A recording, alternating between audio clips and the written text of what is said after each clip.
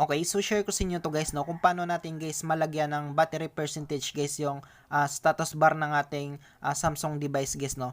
So kung makita nyo guys yung Samsung device ko guys ay wala siyang battery percentage guys, no, sa status bar natin guys. So ngayon guys ay gusto nating lagyan ng battery percentage guys. So yung gagawin lang natin guys ay pupunta lang tayo guys sa ating settings guys. Yan, so punta lang tayo sa ating settings guys. Tapos hanapin lang natin yung settings na ito, yan, yung logo natin na ito. Tapos click lang natin guys yung settings. Yan. So pagdating natin dito guys, hanapin lang natin dito guys yung notifications guys, no. Yan. So kung makita nyo guys, ito yung notification natin guys. So dito sa notifications guys, ay dito natin makita guys yung status bar guys, no, or yung battery percentage guys. So click natin yan. So pagka-click natin guys, i-click lang natin guys yung status bar na ito. Yan. So pagka-click natin ng status bar guys ay ito yung lalabas guys, no. So i-click lang natin guys yung show battery percentage na ito guys. So click natin yan para ma-enable natin ito guys, no. So click natin ito.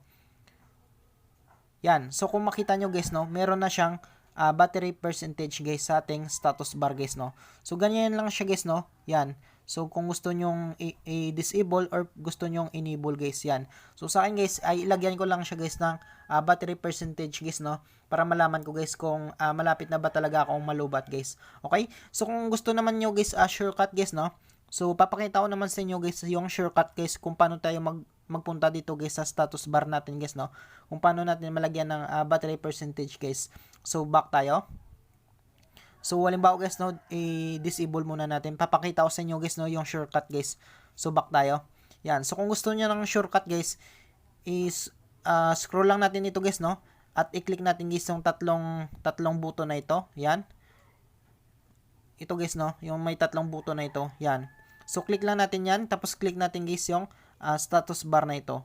Yan. So direct na siya guys, no. So dito tayo pwede tayong maka-enable ng show battery percentage guys. So try natin. Yan. So yan. 84% guys. Yan. So ganun lang guys, no. Ganun lang kadali guys kung paano natin guys malagyan ng battery percentage yung status bar natin sa ating Samsung device. Okay? So maraming salamat sa panonood guys, no. And stay safe always guys and God bless.